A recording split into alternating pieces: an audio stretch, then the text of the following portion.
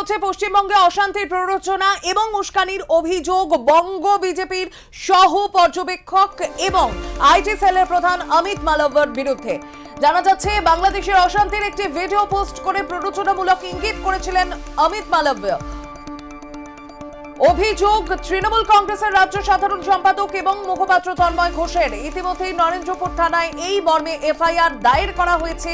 তার অভিযোগপত্রে তিনি লিখেছেন যে অমিত মালব্য এক্স হ্যান্ডেলে পোস্টে সাম্প্রদায়িক সম্প্রীতি এবং ভারতের সার্বভৌমত্বের ওপর আঘাত করা হয়েছে। একই সঙ্গে পশ্চিমবঙ্গ তৃণমূল কংগ্রেস এবং রাজ্যের মুখ্যমন্ত্রী মমতা বন্দ্যোপাধ্যায়কেও অসম্মানজনকভাবে আক্রমণ করা হয়েছে বলে অভিযোগপত্রে উল্লেখ করেছেন তন্ময় ঘোষ।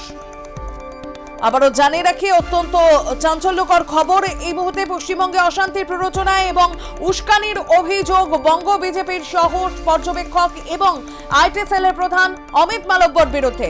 বাংলাদেশের অশান্তি একটি ভিডিও ইতিমধ্যেই পোস্ট করে প্ররোচনামূলক ইঙ্গিত করেছেন অমিত মালব্য।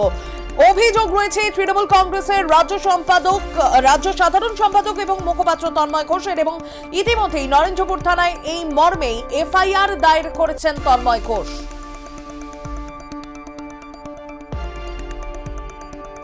ইতিমধ্যেই তন্ময় ঘোষের তরফ থেকে এফআইআর দায়ের করা হয়েছে অমিত মালব্যর বিরুদ্ধে। ঠিক কি বলেছেন তন্ময় ঘোষ আপনাদের শোনাই। আজকে বাংলাদেশের ঘটনা নিয়ে বিজেপির নেতা অমিত মালবিয়া যে পোস্ট করেছেন, সেখানে বাংলাদেশ সম্পূর্ণ অন্য একটা দেশ, সেই ঘটনার আমরা নিন্দা জানাই, সেটা আলাদা বিষয়। কিন্তু সেই ঘটনাকে কেন্দ্র করে তার ভিডিও দিয়ে পশ্চিমবঙ্গের মাননীয় মুখ্যমন্ত্রী মমতা বন্দ্যোপাধ্যায় এবং তৃণমূল কংগ্রেসকে জুড়ে 2026-এর নির্বাচনকে বলেছেন যে যদি এরকম সরকার থাকে, অর্থাৎ মমতা বন্দ্যোপাধ্যায়ের সরকার না সরে গেলে বাংলাদেশের মতো পরিস্থিতি তৈরি হবে, যেটা আমাদের দেশের সার্বভৌমত্ব এবং নিরাপত্তার জন্য অত্যন্ত ক্ষতিকারক বলে আমাদের মনে হয়। কারণ তার এই উস্কানিমূলক প্ররোচনামূলক মন্তব্যের ফলে আমাদের দেশের যাতে শান্তি বিঘ্নিত না হয় সেই বিষয়টা দেখা প্রয়োজন।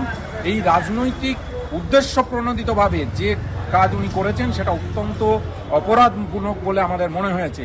সেই বিষয়ে আজকে যেহেতু উনি এক্স হ্যান্ডেলে যা পোস্ট করেছেন সেটা আপত্তিজনক, আজকে আমরা নরেন্দ্রপুর থানায় অমিত মালবিয়ার বিরুদ্ধে এফআইআর লজ করেছি।